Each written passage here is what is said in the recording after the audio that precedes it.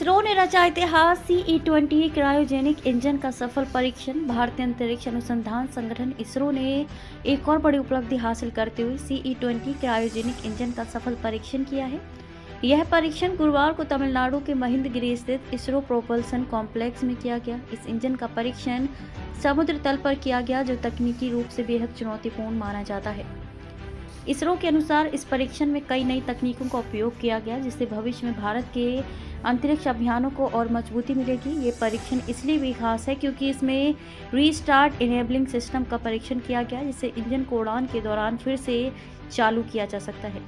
क्या है CE-20 engine और इसका महत्व?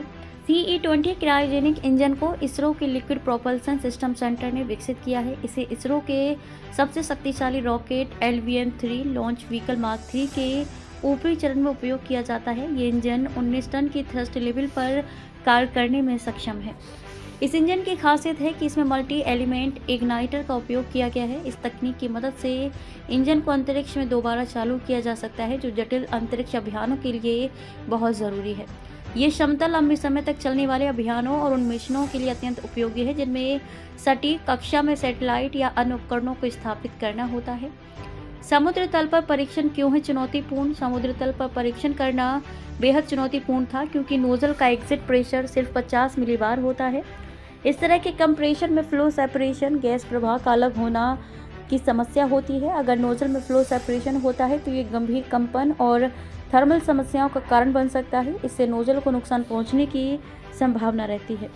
इसके बावजूद इसरो ने फ्लो सेपरेशन प्लेन को स्थिर बनाए रखने के लिए इस तकनीक पर महारत हासिल की। इस परीक्षण के दौरान इंजन और परीक्षण उपकरण दोनों का प्रदर्शन सामान्य रहा। कैसे हुआ ये परीक्षण? इस परीक्षण के दौरान मल्टी एलिमेंट इग्नाइटर का प्रदर्शन किया गया। परीक्षण में पहले चरण में सिर्फ एक एलिमेंट को सक्रिय किया गया, जबकि अन्य 2 एलिमेंट की स्थिति पर नजर रखी गई। इसके अलावा नोजल को बंद किए बिना वैक्यूम इग्निशन का प्रदर्शन किया गया। इसरो के वैज्ञानिकों के लिए ये एक बड़ी सफलता है क्योंकि ये परीक्षण न केवल तकनीकी दृष्टि से जटिल था, बल्कि इसमें शामिल सभी प्रणालियां पूरी तरह से कारगर रहीं। भविष्य के लिए क्या हैं संभावनाएं? इस परीक्षण के सफल होने से भारत के अंतरिक्ष अभियानों के लिए नए रास्ते खोलेंगे। रीस्टार्ट इनेबलिंग सिस्टम की मदद से भारत अब जटिल मिशनों जैसे चंद्रमा और मंगल पर लैंडिंग मिशन या गहरे अंतरिक्ष में सैटेलाइट स्थापित करने में और सक्षम होगा। इसरो के प्रमुख ने इस सफलता के लिए वैज्ञानिकों और इंजीनियरों की टीम को बधाई देते हुए कहा कि यह परीक्षण भारत की बढ़ती तकनीकी क्षमताओं का प्रतीक है। इसरो का ये परीक्षण भारत को अंतरिक्ष प्रौद्योगिकी में आत्मनिर्भर और अग्रणी बनाने की दिशा में एक और बड़ा कदम है। CE-20 क्रायोजेनिक इंजन के सफल परीक्षण ने न केवल इसरो की तकनीकी विशेषज्ञता को साबित किया है, बल्कि भविष्य के अंतरिक्ष अभियानों के लिए नई संभावनाओं को भी जन्म दिया है। भारत के लिए ये गर्व का क्षण है और ये सफलता हमें अंतरिक्ष अन्वेषण के नए युग में प्रवेश दिलाने की दिशा में प्रेरित करती है।